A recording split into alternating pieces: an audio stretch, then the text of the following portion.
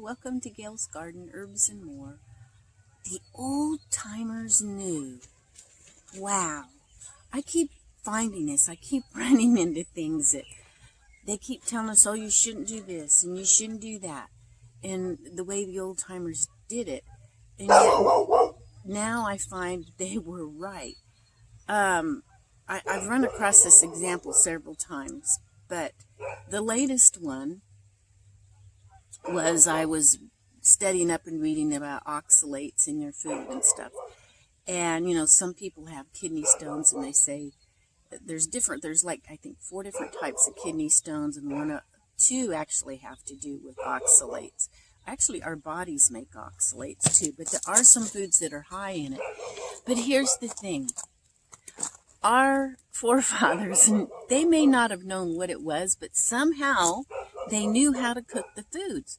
You've heard of pulse, which is a lot of well-cooked greens type of thing. That's probably, I know you cook out some of the vitamins and all, that's what they've been telling us, but that kind of gets rid of a lot of the oxalates in it. And you get more of the vitamins and minerals that are left, because the oxalates and all of that kind of stops some of the absorption of the minerals and vitamins from your food. Well, a little bit's okay. It's not going to hurt you. These are good vegetables that have it, like spinach and chard are really high. Chard is way off the charts. I mean, it's way high in oxalates. And then like nuts, on your nuts, the almonds are the worst for it on that. But if you soak your nuts and sprout them, then that gets rid of a lot of that. The phthalates too, I think they call them. Anyway, phyto, what is it? Not phyto. Anyway, it just gets rid of a lot of things when you soak them and sprout your nuts first. But they say almonds are the worst of that. Yet almonds are one of the most nutritious nuts. But you don't always get it all unless you sprout them, soak them, sprout them. And I remember hearing about the old timers washing their flour. Now, I've not done that, but I know there's some people nowadays that still do it. That kind of did that too, got rid of a lot of that type of stuff.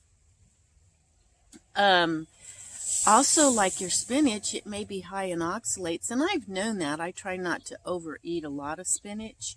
But something I really didn't realize, because I don't like cooked spinach as well as the raw, but cooked spinach is actually better because it gets rid of some of the oxalates.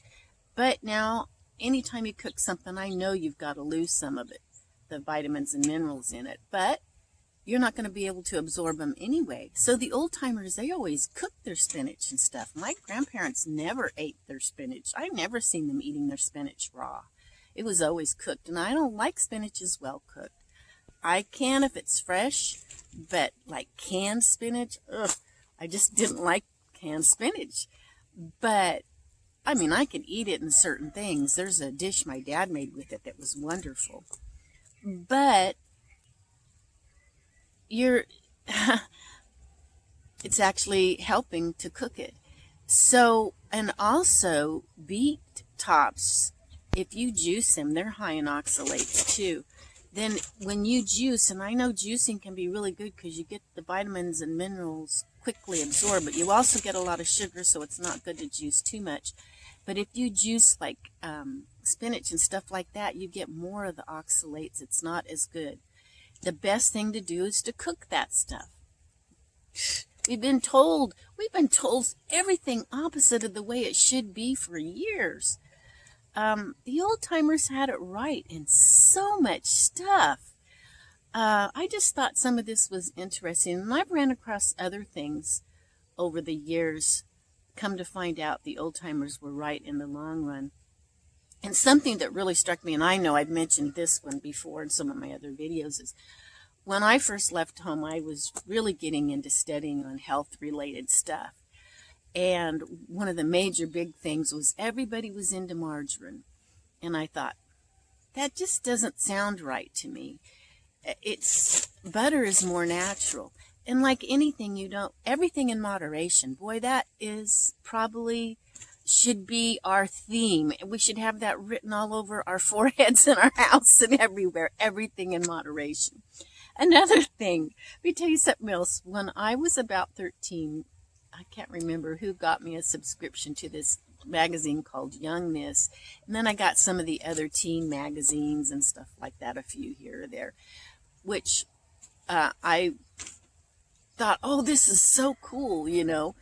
But I remember reading in one of them, I think it was Young Miss, that it's better to brush your hair when it's dry, not when it's wet, because it's more likely to break when it's and destroy your hair when it's wet. And I remember sitting there thinking, that doesn't make sense. My hair seems to stretch when it's wet, and it seems to do better. I just don't make this just. So sometimes I would wait till it dried, but a lot of times I went ahead and brushed it wet because I know they were, and you're thinking they're the experts, they know. No, they don't. They're just writing articles, trying to come up with something new to catch the eye, to get their article put in the magazine or something. I don't know. I don't know what it is. But now, years and years and years later, then they come up and say, oh, they found out it's better to brush your hair when it's wet. Well, when I was 13 years old, I knew that. Of course, it kind of got me thinking. I thought, well, I must be wrong because these guys are the experts. They're the writers. Too many people feel that way. Now everybody goes to Google for everything. And have you ever go in there and find things changed from what it used to say? Yeah, they change it according to the narrative. So don't believe everything you Google. And you need to question everything. Don't get so hooked on one thing you can't say, I know this is right, I know it's good, that you can't say anything else either. And I could say something about that, but I'm not going to. But anyway, I just wanted to share this with you, that think about what the old timers did in preparing their food. They actually knew, they made out of literally knew why they were doing it, but their grandparents and their grandparents before them probably did it that way. Somehow, years and years ago, people knew things and I think over time it was forgotten, but a lot of people still carried on with what they were taught when they were growing up from their parents and their grandparents, and so they were still doing things the correct way for a long time. It's just they may not have known why anymore because it wasn't told to them anymore. People had to start working or whatever it was. The busy lifestyle, the kids didn't get taught as to why. As time went, it gradually got forgotten why they did that. Sometimes we forget a lot of things that are very, very important. But anyway, just some thoughts I wanted to share with you. I'd like to know your thoughts and your comments or things you found, or what are some of the things your grandparents used to do in cooking food that might be different than what we do today. I think the washing of the flowers just fascinates me. I'm afraid to do it, though. I'm like, no, I'll just lose so much of my flour. I'm still not sure how you do that. I heard someone on YouTube one time was washing their flour, and I thought, I remember that when I was very, very tiny. I remember my grandparents talking about people washing their flour, and very, very vaguely. But yeah. So I still don't think I'm going to wash my flour, but I'll just sprout my stuff if I can, or just do the best I can by einkorn flour instead of our other wheat that we have, and that probably would be better to be sprouted first too. But I mean, you just do what you can do. Anyway, I just thought some of this was kind of interesting, and I wanted to share it with you all. Don't forget to give me a thumbs up. It really helps. If you haven't subscribed, that helps my channel too. It doesn't cost anything. It's free. It's just you're more likely to see my videos when they come up if you're subscribed. So if you like any of the content that I have, then I hope you subscribe or click that little bell so you'll know when my videos pop up. And even then, sometimes I've had people tell me they didn't see it for a couple days. So, but that does help. And I hope you all have a great rest of your week, and we will catch you next time. Bye now.